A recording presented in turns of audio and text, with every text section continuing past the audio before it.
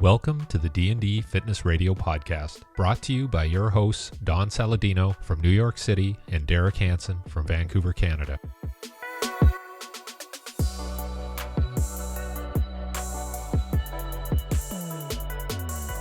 How's life? Berlin?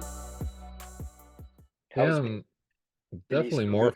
more fatigued from traveling than I thought I'd be, but I know.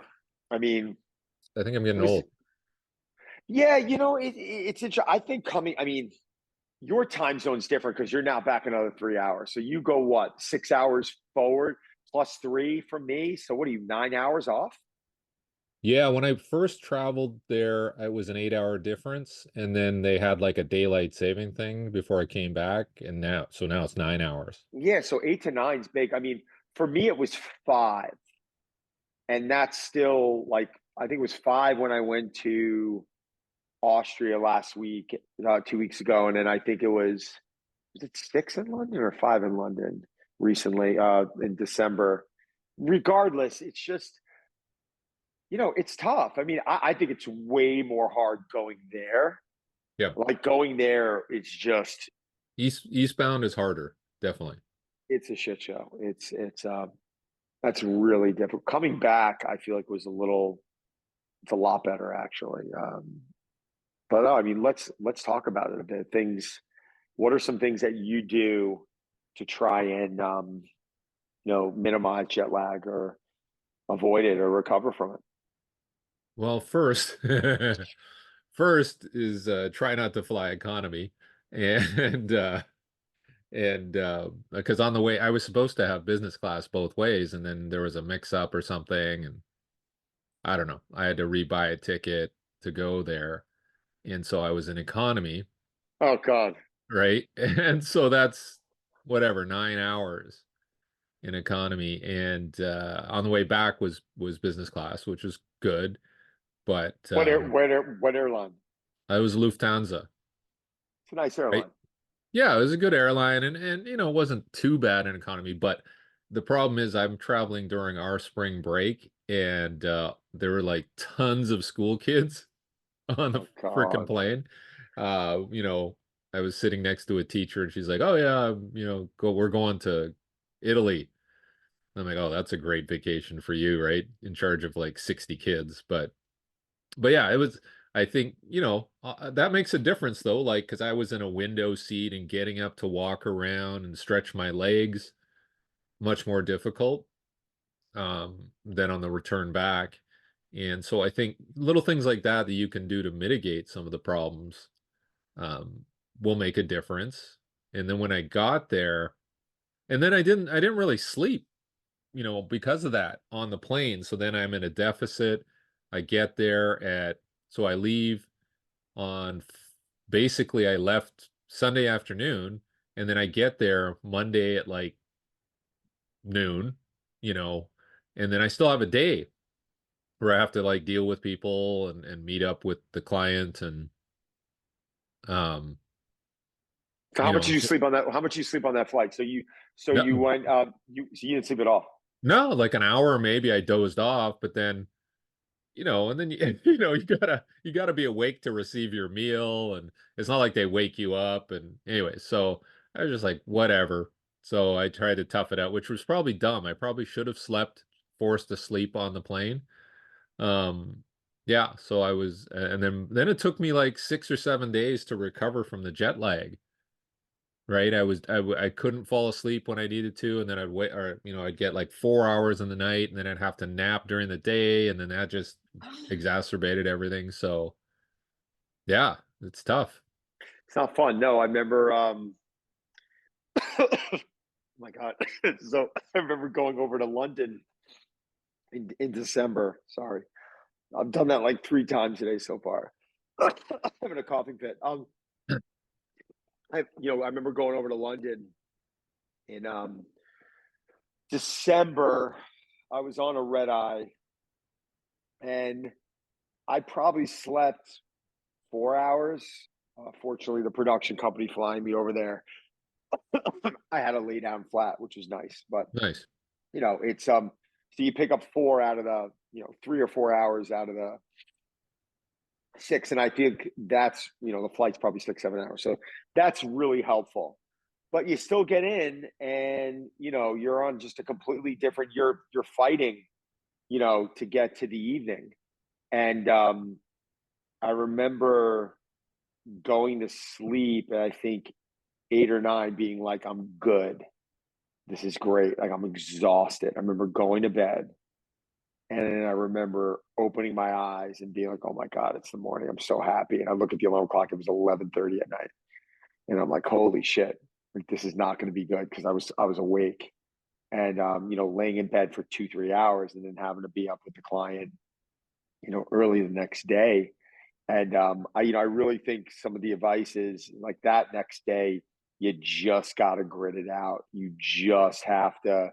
I would even recommend, not going to bed at like 7, 8, which you would think is like, oh, that's a normal hour. Like, I go to bed at 8 at home. Like, I would even push it and try Yeah. to make it to 10, 11 at night, just so you can at least, try and sleep through the majority of the night, and you're not kind of, you know, tossing and turning and laying in bed staring at the ceiling, and then you start getting anxiety because you're like, oh, I got to be up at Yep. 4:30 in the morning, and like it's when you can't sleep, it's not fun. But there's so many, and you get it now. Like, you understand why do so many people get hooked on sleeping pills, and Mm-hmm. it's when you can't sleep, it's and you're sitting there in the anxiety of not sleeping when you have a busy day the next day. It sucks. It's not fun. So people are pounding Ambien, or they're taking melatonin, which I know is I'm still not a huge fan of melatonin. I feel like the body produces melatonin, and if you get so hooked on it, it does the body stop producing melatonin because you're supplementing it in, right? Um, but things I'll bring on the road like magnesium, absolutely. L-theanine, there's certain supplements that I'll take that, I think help relax me a bit. But, I know when I'm on the road, it's, exercise, very important. Like, when I got in to London, it was going to the gym, right? It was, because I was there on work. So for me, it was like going to the gym, sweating, moving, mobility, and you're dragging ass a little bit. But I remember my workouts were pretty good over there. I was like, okay, I'm good. I'm all right. I'm all right. All right. And you go on set, you hang out on set, and you try and blow some time in the city. And I remember scheduling appointments to work with a bunch of editors. And like, you really just want to try and allow yourself to be busy. Because if you're going to take a nap, you better make sure it's a 30-minute nap. Because if you fall asleep for 2.5 hours, you are screwed. You are going to be up all night. And that's a big no-no for me. What else? Yeah, that's true. Like, the anxiety of knowing I'm not getting enough sleep created more problems for me getting enough sleep. Like, just thinking Yeah. about, like you said. Yeah. Yeah. That's why I'm wondering, like, I'm wondering if someone is, let's say this, say you're a very disciplined person. I've taken Ambien in my life, I think once, maybe twice, and both times were on planes, because I struggle to sleep on planes. So I remember both times, a friend of mine had it, gave it to me, I took it, and it knocked me out. I was actually thrilled I took it, but I can understand how that can become a problem, because if you start relying on that, or you're like, I can't get to bed at night, I'm going to take an Ambien, and your body's relying on the Ambien, and when you don't have it, what happens? That becomes really dangerous territory, in my opinion. In my Yeah, opinion, but if you were, let's say this, I'd love to bring a research expert on here to talk about this, but like, if you were to go away, you're flying east over to Germany, and you were to take it, say 3-4 nights in a row, and then you were disciplined enough to get off of it, I couldn't imagine that's a bad thing. I would be curious to know, like, that stuff scares me. Like, I always think, like, okay, that's the gateway drug to, like, propofol, right? Doing the Michael Jackson thing. Yeah, yeah, And so yeah, I've never tried it. I have friends who are prescribed them, and I'm like, you need to get off of that. Like, I'm always worried about the long-term effect of, like, is that affecting potential, a risk of like dementia or something like that later in life. So yeah, I haven't tried any of that stuff. I was trying, you know what I forgot to use? Well, And I had it with me was the Apollo Neuro. that's it. By the way, I flew with that. I used that when I was in Austria last week, I forgot and about it. I used that in Germany, and it does it. Listen, it 100% helps. 100% helps. Like I'm so hooked on this thing right now. My wife has been using it. She can't fall asleep early every night. She's in bed early, and to be honest, since I've been using it, I can't keep my eyes open. 8 o'clock, I am like out. And the one area that's really improved on me is my REM. And I don't know if they necessarily, I could never get, according to my aura, I always struggle to get in the blue on my REM. And when I say struggle, I mean, I'd say probably I would hit my REM maybe 5% of the time, not even 10% of the time. That's how minimal it was. But right on the cusp of like being acceptable, and then them singing the red saying you should think about this. And since I've been using Apollo, I'm hitting my REM probably 90% of the time now. So that's one area that I know. I know they're claiming that it helps with HRV, and I actually did see a little bit before Austria. I saw an improvement the last couple of months to my HRV, but since I'm back, my HRV is a little bit low, right? Because I'm still a little bit fatigued. I landed from Austria last Wednesday. I was on a plane to Nashville on Friday. Nashville's an hour back from here. So I went in the other direction, and Nashville wasn't really a restful 2 days because we were down there with friends celebrating Easter. So we're having some fun and up late at night and not eating as well and not hydrating as well and doing these things. So when I got back this week, like I'm just starting now to be like, all right, I'm starting to feel, really good. But come the afternoon and evening, that's where I see the effects. It's not as much in the morning. It's Yep. come the afternoon and evening. I still feel like my clock is 5 hours ahead, where like right now in Europe, it's, whatever it is, 7, 8 o'clock at night. It's like, all right, that's about the time we'd be at dinner and we were tired and going to bed. So the body takes a beating. It really does. These time zone changes, it takes a massive beating. And that's what I respect about when you think about athletes, Derek, in the US, it's one thing that, in the US, what are they really changing times? It's never getting worse than 3 hours, right? Like that's not so bad. When you look at these actors, right? Like you're looking at actors like the person you might be working with or people I've worked with, and their time zones now are changing 8, 9 hours, and they're landing on a Saturday and they're starting work on a Monday. That's scary stuff. What's really scary about the fact that like they got to run lines, and when they're messing lines up, it's not like you or I where we could just hit stop, edit it, and re-record it. Like you've got a whole entire production company that's sitting there watching you. You've got a staff sitting there watching you. Imagine being up at 3 in the morning, knowing that you have to wake up in 90 minutes and you've hardly slept because you're jet lagged, and you got to be on a film set Yeah. for 9, 10 hours that next day. That to me can be really, really scary. Yeah, we were up at 5 a.m. to do workouts, and then yeah, he had to have breakfast, and then he was got to get ready to go. And on top of it, they were shooting this production in film, not digital. So you don't want to be wasting film, um, right? So yeah, it They was shot with film, film. Yeah, huh? yeah, Are that they? I was didn't even know that was still a thing. certain directors. That's I think they feel like they're cheating if they're using digital or something, right? So um, yeah. But here's a couple of things I want to get your opinion on. Like, there were a couple adjustments. One was, and we'll get into like food, but one was like I think like my skin and everything, I felt like I was dry all the time, and I don't think Yeah, it was a humidity thing. But somebody's saying, well, maybe it was the water, like the water you showered in and the water you washed your face in. Maybe it's just different. I don't know if you've noticed that. Um, but I felt like I was just like I'm not gonna say dehydrated, but just dry. Like my skin was dry, my hands felt drier. And now that I'm home, everything's back to normal. But I don't know could if it have was been. air or It water. could have been. It could have been. First off, it could have been the flight. I mean, when you're on a flight 8, 9 hours, like you better make sure you're drinking enough water. It's probably one of the first things that I tell people to do. And listen, water in airports are expensive. Like you'll go in for a 5 hour flight. I'll get myself at least 2 1 liter bottles of water. I mean, it's a lot of water. I Yeah. mean, I've been on flights to LA where I've been known to pack 3.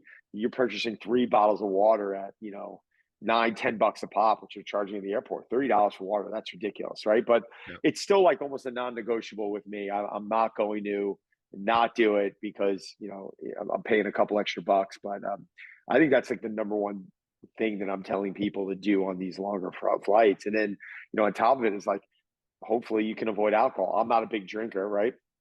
When I went to Germany, I sure as hell. I'm sorry. When I went to London a couple of months ago, did not have a cocktail at all. Don't drink. When I went to Austria, it was vacation, so you have a couple of beers. But I remember even on the flight over there, I think I had a glass of wine at dinner, and then when I got on the plane, I didn't have anything, and I just passed out hard and Yeah. woke up in a much better place. And yeah, late in the day, you're fighting it a bit. That's when you start fighting it. But I also think one overrated, I'd say one area, I don't want to say overrated, but that's the wrong word. Almost underrated area would be an area called grounding. I don't know if you've read much about this grounding or earthing, and it's the fact that you'd walk around barefoot and connect with the energy from the earth. And I know that sounds very like kumbaya, but there's like science and research behind this where that can become really healthy. That is very healthy in general to do. Like we want to be walking around outside, but I know when you're on a trip and you're changing time zones, I know trying to connect with the earth and walking around barefoot for 15-20 minutes or getting outside and getting that natural sunlight and getting that fresh air can be really beneficial first thing in the morning.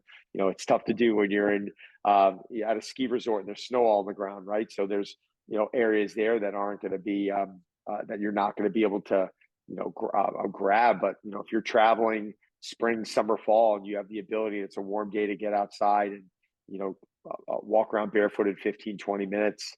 That on top of hydration can be great. Actually, the place that we went to had this incredible recovery area in there where they had these like old school saunas and infrareds, and they had a really cold plunge. And I found that at the end of every day, we would go in there before dinner it was actually, oh my God, so nice. Like just to have access to that for 60 to 90 minutes. And we would go in there and we'd sweat. And I felt like we were able to get a lot of that junk out of us.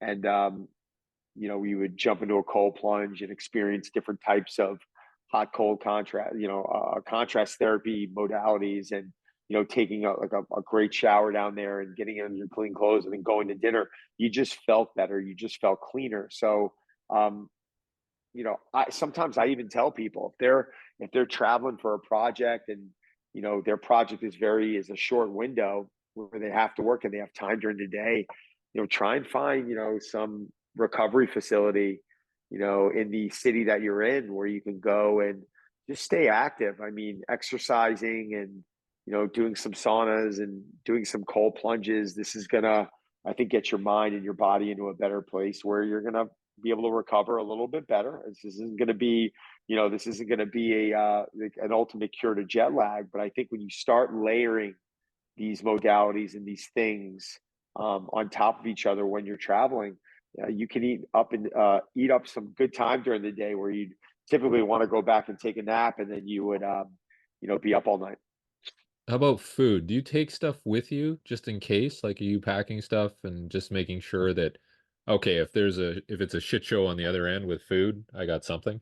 It depends, right? It depends on where I'm going and who I'm going with. Like on a vacation, the answer is probably no.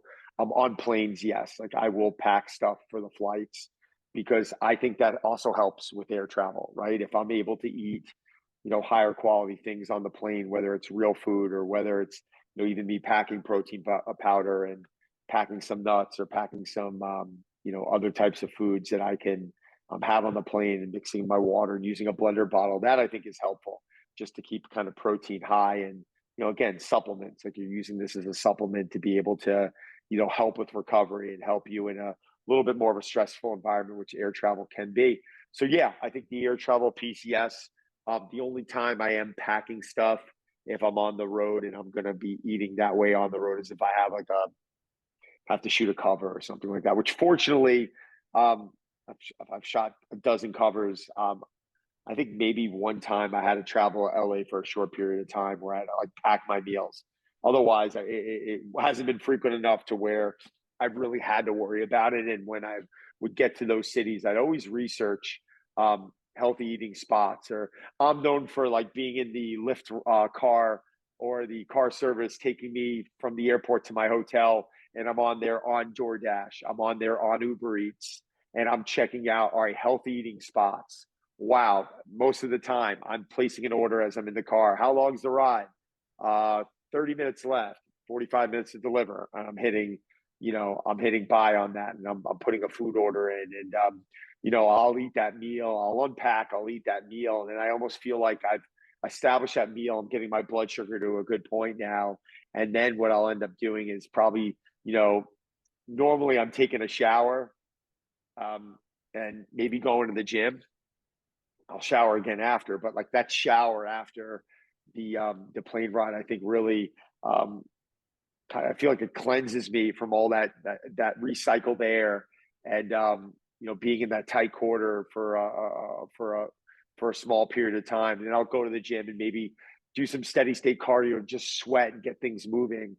And then it's like, all right, I might go try and find a Whole Foods or a grocery, or supermarket or something, and stock up on things that are going to allow me to supplement and be successful during the week. And yeah, it takes a little bit of time to do this stuff, but you're going to find that when you return from these trips, you're not playing catch up as much. And but I think the first thing that you got to focus on, is definitely that hydration piece. Is one of the most overlooked areas, and people want to go right to that cocktail just because they know it's going to knock them out, and you're dehydrating yourself, and you're getting yourself into a dehydrated state on that plane. And I think that's just throwing gasoline on a fire you're trying to put out. Have you ever done any like creatine supplementation?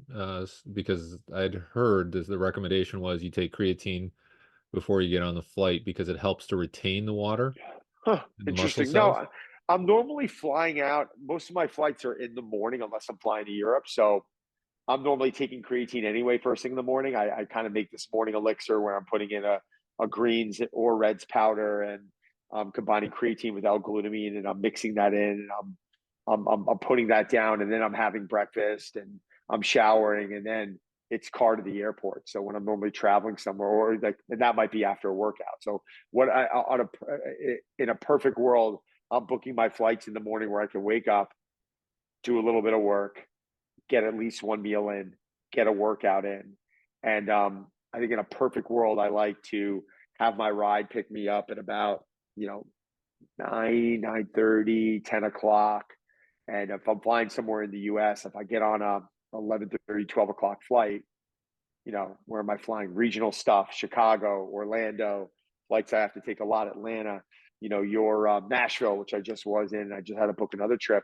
It's 2 hours. I'm, uh, regardless of time zone change, if I take off at 12, I'm getting in there at 2 o'clock, and, car service to the airport, 3 o'clock. And then it's, whatever it is at that point, it's kind of getting organized and figuring out what my day is going to be, finding out where I'm going to have dinner, kind of getting situated in the hotel, and then getting to bed early and getting a good night's sleep.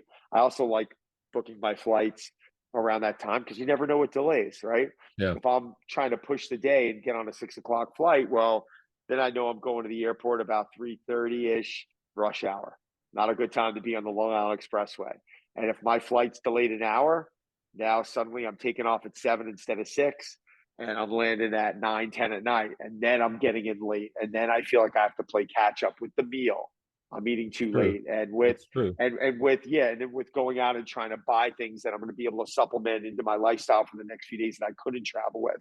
So I really think choosing your time of day to travel, it's strategic. Yep. Yeah, and even like I'll think of things like the traffic to the airport, the traffic at the airport I'm going to, what, and then also the thing I've been doing lately is if I have to do a stopover, I'm making sure that stopover is not too short because the last thing I want to do is like have a half-hour stopover and my plane's delayed and I'm stressed about making the connecting flight. And so I think I have like a 90-minute minimum for like, and I don't mind. I don't mind them waiting. It's just I know I've been in situations where if that connecting flight is too tight, It's then stressful. stresses me out. Yeah. It's stressful. I actually had to do a few connections this past year. I had to do uh, Don Con in Mexico. We had to connect in Mexico City. Um, Going to Whistler, we had to connect in Yep. Vancouver on Christmas Day, which is actually a really enjoyable connection because we sat down, we had a fun little dinner, and we were able to eat. And actually, I think we connected in Minneapolis, and maybe Yep. coming back, we connected. Yep. I think it was Minneapolis actually. So yeah, I mean, I think just booking flights frivolously is something I never do. I always look at, all right, well, if there's one flight during the day, it is what it is. Like I gotta Yep. leave at that time, and it is what it is. But rarely do I have those options. Most of the time, it's like, okay, can I get my training session in? Am I going to hit rush hour traffic? What time am I going to get in at night? Right? What am I going to have access to when I get in?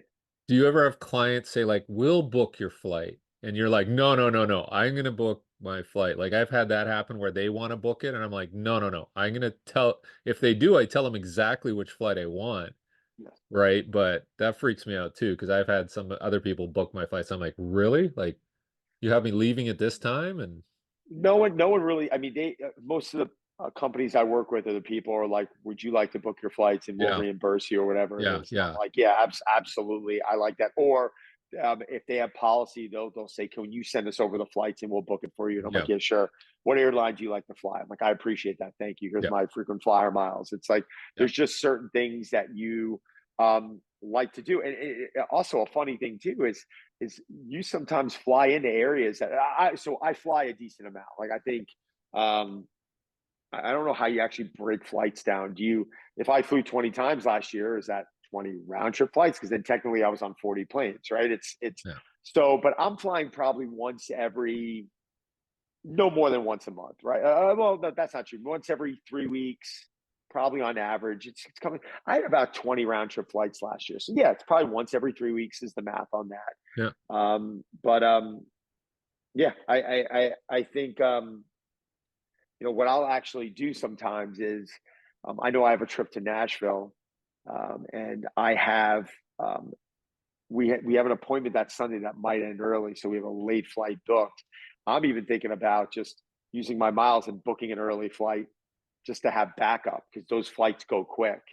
And most people are like, oh, well, I don't want to waste. So it's not wasting the money. I have to book so many flights and I'll just take the credit and use it to another flight. I'm just kind of front loading it. So sometimes I think that's a nice little trick also is that if you know there's a possibility you can get out. When I say earlier, I mean the difference between like 5 or 6 p.m. and like 7 a.m. Like you pick up a whole day, right? So be able to get home to your family early and you feel a little bit more refreshed and you can kind of so those are little tricks also that if you don't mind like booking those two flights on a day in a day, and when you find out the day before, you can kind of cancel it or use it to book or use it to Yeah. change, and book another flight at another time. These are cool little hacks that you can use where there's no pressure, right? It's because I was flying in from Vegas recently, and I remember I thought I was going to be on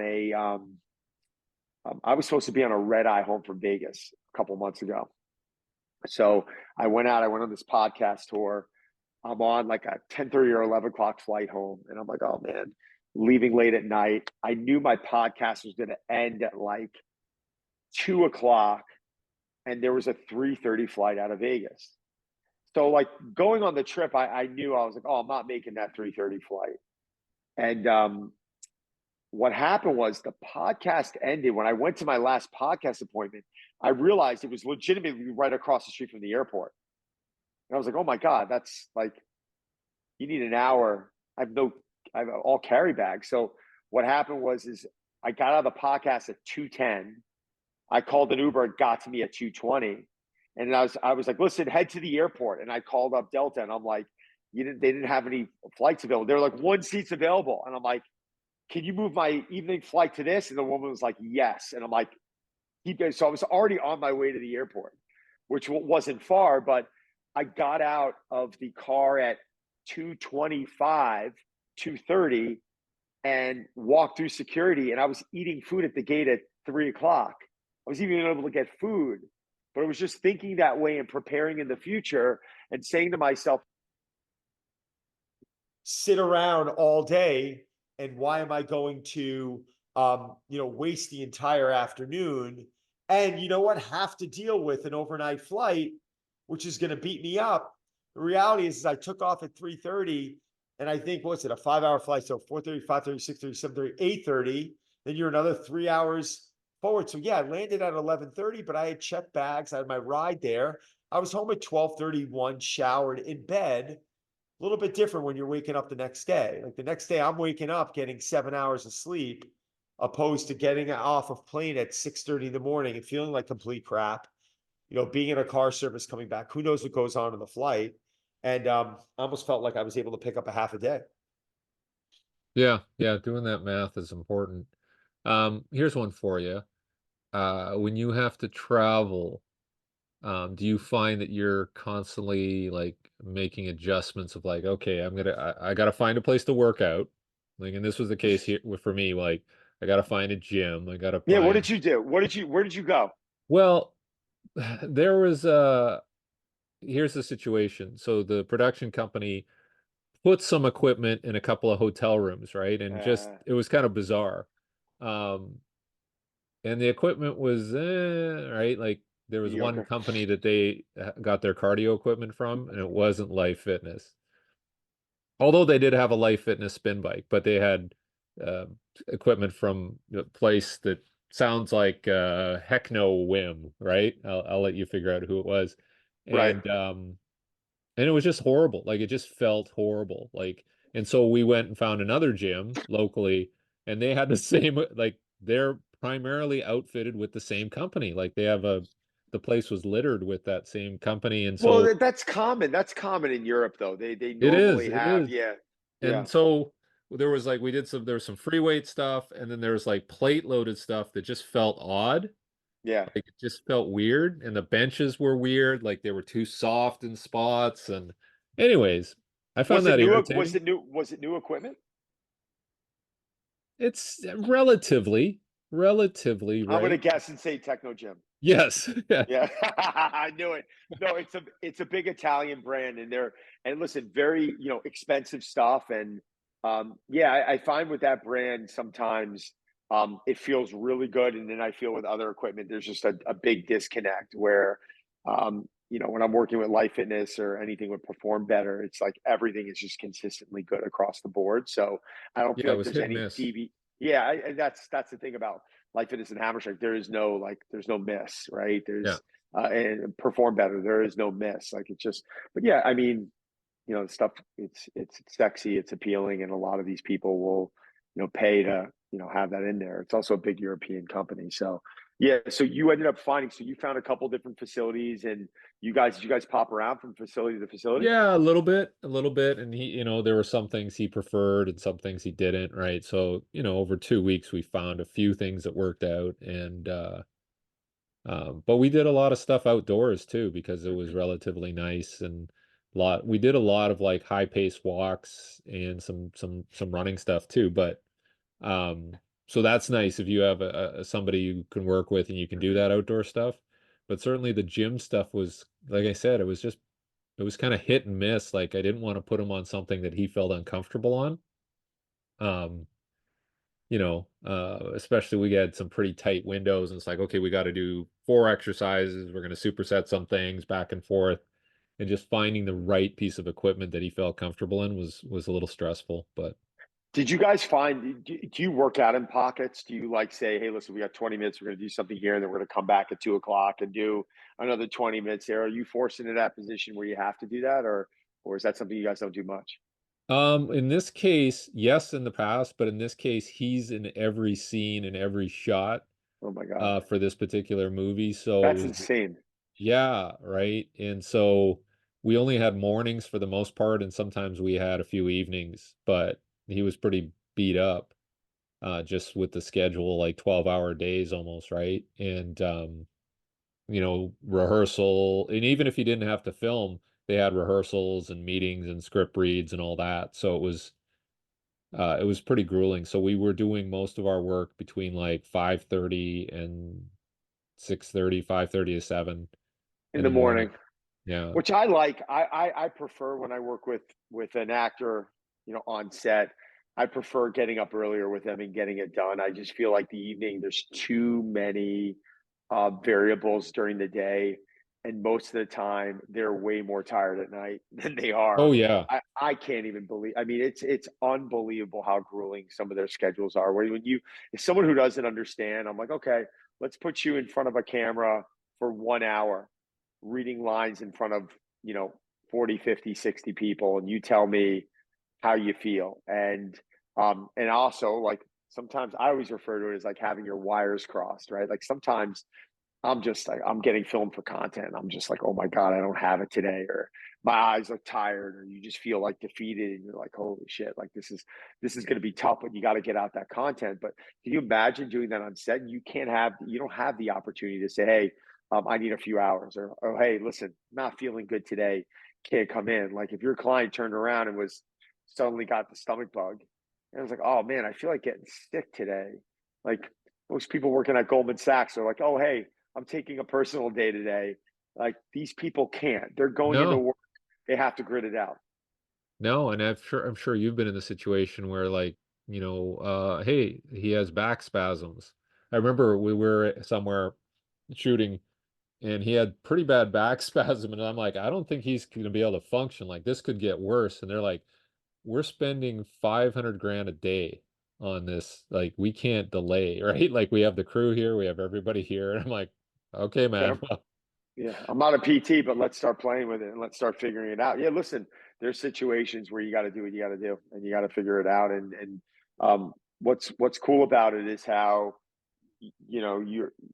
I know who you're working with, and I know what a big part of all this that you are, and how you've helped that individual out. But yeah, it's tricky when you're on the road and trying to find that place. And like I said earlier, being in the car and looking at DoorDash or Uber Eats, or just something to try and supplement and get some good nutrition to you.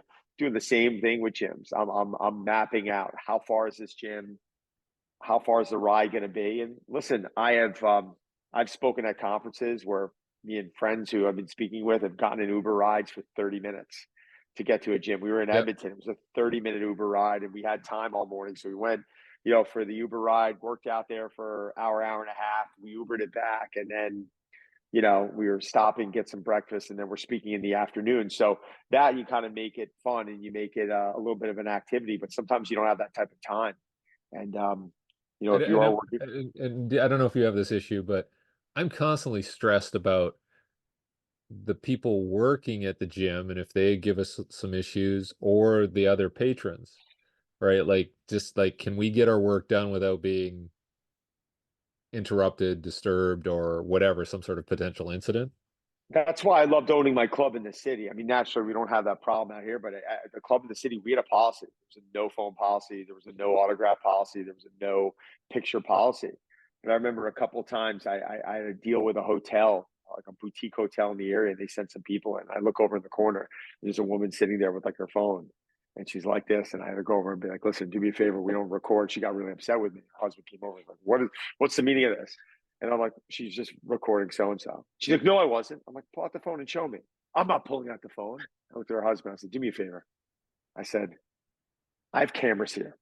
You want to play this game? And he was like, I got it. I got it. He kind of understood. He got his wife out of there. But when you're dealing with I had an actor getting ready for this movie. I think it was being shot in upstate. He was at a big box chain, and he just called me up after the first day or two and was like, I can't do this. Like, can you send me some equipment? I'm doing sets, and there are people standing over me with the phone. I couldn't believe how blatant it was. He was giving me stories of them, like people literally coming up to him and being like this as he's doing bicep curls. And I'm like, oh, that's terrible. So, what I sent him a suspension trainer. I sent him some power blocks. I sent him some kettlebells from Perform Better. And it's like, okay, that's all you could fit in your place. You could, didn't have room for, we had to use a suspension trainer off a door column. So, we Yeah, had to get I creative with took it. the vector thing as well, just in case the vector Oh, resistance. awesome. Yeah. Awesome. Awesome. Yeah. I mean, so Vector is I think checks those boxes, right? And this isn't a paid ad, obviously, but it's like they're when you're traveling and you don't know, or you're not one of these people that are going to get in a car and drive to a gym. I mean, having this device, and I'll actually pull it out right now. Yeah, I'll yeah, show yeah. it to you on here. It's actually pretty cool. So they have two different sizes. I think it's pretty brilliant. They have this travel size, Yeah, I like the which small one. yeah. So this is the small one here that goes in your carry bag, and then they have more of like your larger industrial. This fits at home, but this right here goes in your backpack, and you have one attachment here that there's almost a line that it's big enough to wrap around a tree, or there's a shorter one that can go into your door column. And Yep. then here, you can use a handle, you can use a cinch strap, you can use a torso strap. And what's so cool about it is, look at this. You have your resistance. So if I have my handle and I'm pulling or pushing or doing my ab work, and I'm like, oh, that's easy. One click, and suddenly more tension. Another click, and suddenly more tension. So this is a beautiful, actually, not to name drop, I used this with Annie Hathaway when she was shooting a movie in London. Right after the pandemic, when everyone was a little bit panicked to go outside, and she had to just train in her hotel room. And I thought it was magical because now it took body weight training up another level. Like, there was so much stuff you could do with body weight, but there was so much you could do with squatting, pushing, pulling, chop work, Yeah, a rotational lot of stuff. Yeah. dynamic rotational stuff, core work. And it's just like, how easy is that? So you don't have to carry 500 bands. You just suddenly have this device that weighs 5 pounds, and you could probably drive a car over it. It's so sturdy. So yeah, those things there, those are little tools. I always like to keep that in my arsenal in case, once in a while you're landing in an area and you're like, where's the closest gym? And they're like, an hour. You're like, oh my God. Or, what time's the gym opening? And they're like 8 a.m. and you got to get the work on at 5:30, 6 o'clock. Prepare yourself. It's good to be able to take something like this and throw it in your bag. And if you're disciplined and you are not wanting to take that day off, or you are relying on it as something that's really important. Actually, when I went and stayed with Drew Powell in LA, I brought this out with me, and I ended up waking up every morning. I wanted to experiment with it, and I did a 10 to 15 minute, I called it activation session. I still went to the gym in the afternoon, but I wanted to wake up after air travel and do a series of movements that were going to kind of allow my body to floss a little bit, some rotational movement, some static hold movements, um, even some bounding. I was able to do some ballistics with it, but getting my heart rate up for 10 15 minutes max, getting in the shower, going and having breakfast, I felt like a different person. It's probably the best I felt immediately when getting off the plane, because I felt like every morning I was able to just wake up and activate and then go about my day. And then I was able to get my training session in late that morning or later in the afternoon. So these are little tools, these are little hacks that I recommend people who are, when you travel to Europe, you don't always have access to good gyms. Like, it's difficult. Unfortunately, the gym quality over there is not where it is here, and the frequency of finding them isn't. So, like, this is, I knew where I was staying at this year had it. Last year I traveled with this Yeah. because I knew I was able to, get some work, or they had this small little universal area with dumbbells. I brought that down, and I was able to add Yep. in and implement in so many different things. So these are little things I think if you're going to, travel, what did we talk about today? We talked about hydration. We talked about keeping the naps short. We talked about limiting alcohol. We talked about keeping nutrition high, making sure the foods we're consuming are nutritious. They're high in micronutrients. It's not only about the macro, which is your protein, carbs, and fats. Micronutrients. Do you have the vitamins and the minerals, and are you making that food powerful enough to where you're making your immune system a bit resilient? Grounding.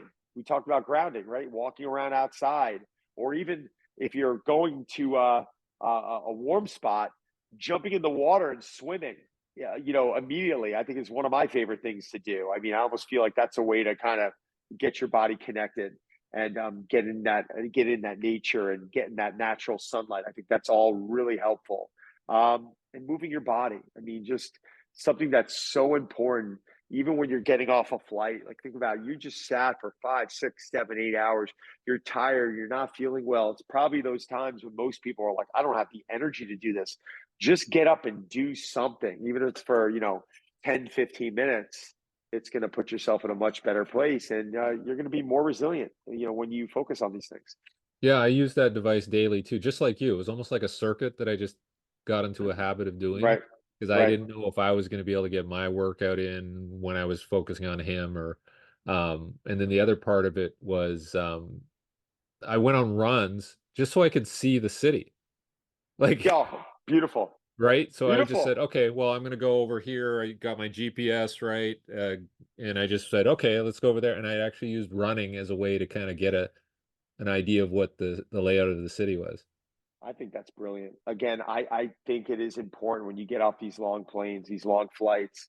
I think it is important to change your physiology a bit and push yourself a bit and get yourself into some sort of a training or movement environment where you are breaking a sweat, you are a little bit uncomfortable, you'll be okay, right? It's like, but I think doing that, right when you get off that plane after, hydrating and eating and doing these things important. I think it almost kind of helps to reset your clock a bit.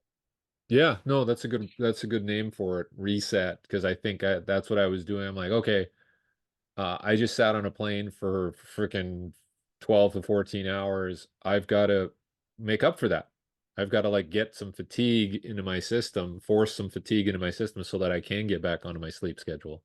Or knowing that beforehand, right? Like Yep. it's when you are when you have a long flight home and you have a long day home and you're going to be limiting yourself those steps, maybe getting up and, if you're in Europe and they don't have access to a treadmill, maybe going for an early morning run, right? To accumulate that movement a little bit more and then almost set yourself up for success. Maybe you tire yourself out a little bit more. So when you get on that plane, the energy is not that high and you need to Yep. rest a little bit more. You want to rest a little bit more. So these are ways that I'm thinking that, if I'm on a plane 8, 9, 10 hours, I am 100% finding a time during the day to train. And if I'm flying over there, I'm always leaving in the evening here. So I have time during the day. Yep. But if I'm flying back, we'll typically leave around 12, 1 o'clock, whatever, I'm sorry, 10 o'clock in the morning, 11 o'clock in the morning, and you're getting back in the afternoon because you're taking back some time. So getting up early and getting that movement in and getting that sweat in, I think could be really helpful.